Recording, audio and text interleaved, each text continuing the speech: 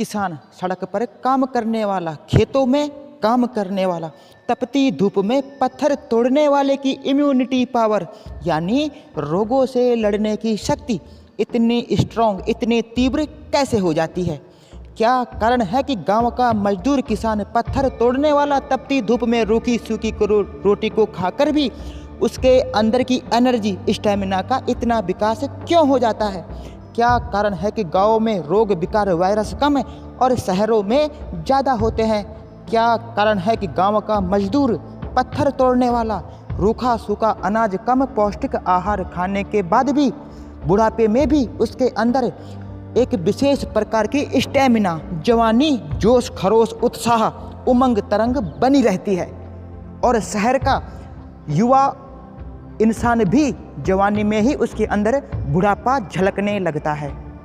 कहते हैं संघर्ष करने वालों की कभी हार नहीं होती और मेहनत कभी बेकार नहीं होती। इसलिए जहाँ तक आपको लक्ष्य प्राप्त करने के लिए जहाँ तक भी रास्ता दिखाई दे वहाँ तक चलो। वहाँ से आगे बढ़ने का रास्ता आपको वहाँ पहुँचकर स्वतः ही अपने आप ही मिल जाएगा। मेहनत, संघर्ष करने के लिए, यदि लक्ष्य प्राप्त करने के लिए उड़ ना भी सको, लक्ष्य प्राप्ति करने के लिए यदि आप उड़ ना भी सको तो दौड़ो, दौड़ ना सको तो चलो, लेकिन संघर्ष मेहनत करते रहो।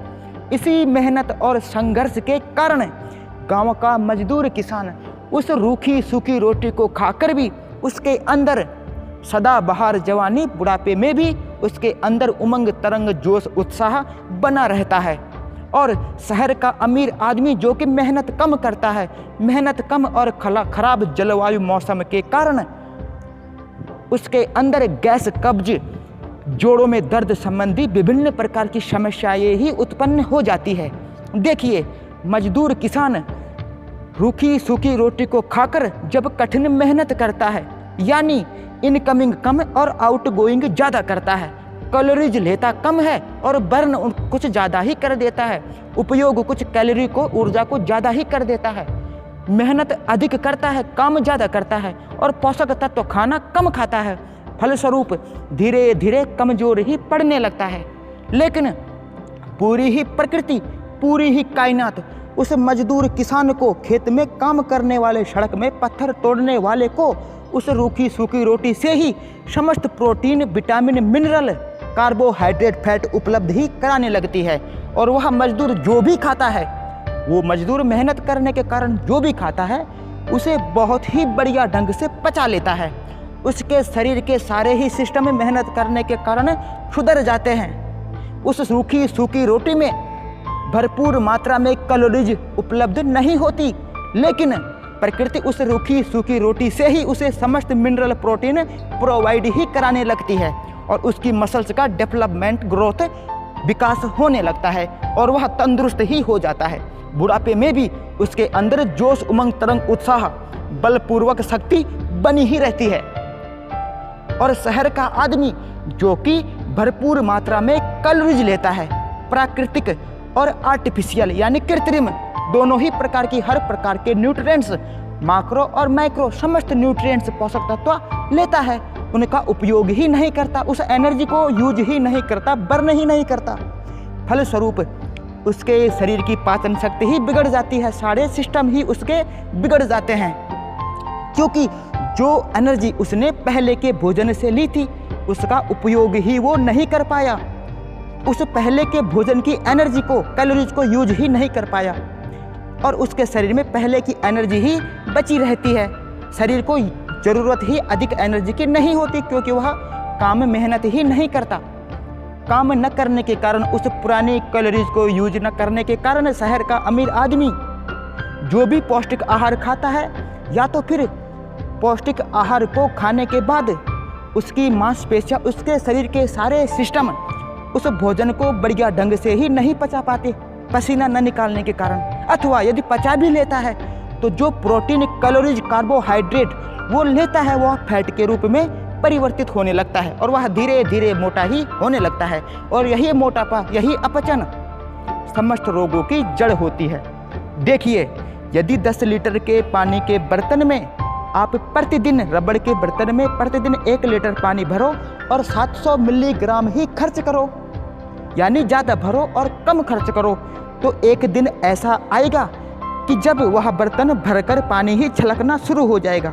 यदि वह बर्तन चारों ही तरफ से बंद हो, बर्तन चारों ही तरफ से रबड़ का बंद हो, तो फिर या तो फट ही जाएगा या फिर उसका आकार ही बढ़ने लगेगा।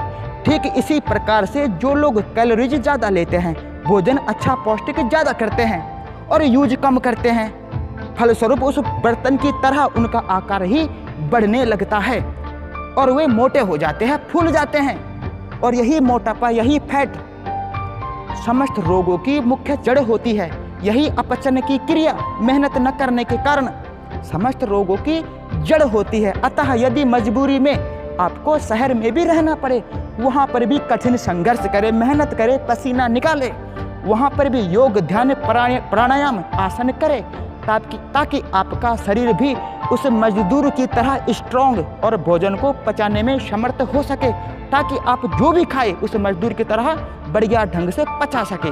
दूसरा कारण, जो गांव की अच्छी जलवायु, स्वास्थ्यप्रद मौसम, उतार चढ़ाव गांव में होते हैं, उस अच्छे मौसम के कारण यदि गांव का आदमी मेहनत ना भी करे, संघर्ष ना भी करे, कठिन व्यायाम ना भी करे, तब भी अच्छी जलवायु होने के कारण, उतार चढ़ाव होने के कारण, स्वास्थ्यप्रद मौसम, हवा नेचुरल होने के कारण जो भी खाता है अच्छा बुरा सबको ही वह पचा लेता है और उसके अंदर एक उमंग, तरंग, जोश, उत्साह और जवानी बुढ़ापे में भी बनी रहती है।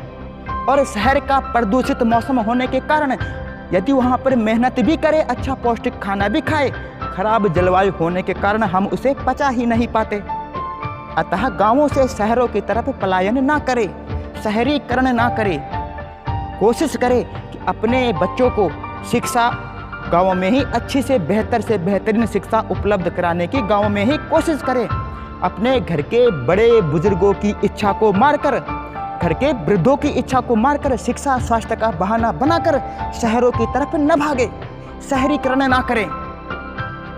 कोशिश करें कि बच्चों को एक नौकरी के साथ, नौकर बनने के साथ साथ इंसान की शिक्षा भी दे, इंसानियत की शिक्षा भी दे, मानवता की शिक्षा भी उन्हें दे, ताकि मानवता का मतलब होता है, इंसानियत का मतलब होता है जो भी भाव आप अपने प्रति चाहो, संसार के समस्त प्राणियों के प्रति वही भाव रखना इंसानियत, मानवता होती है।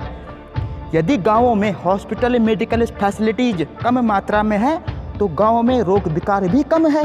यदि शहरों में मेडिकल फैसिलिटीज अधिक मात्रा में है, हॉस्पिटल, तो वहाँ पर रोग विकार, वायरस भी जल्दी फैलते हैं। जय हिंद, वंदे मातरम, भारत माता की जय।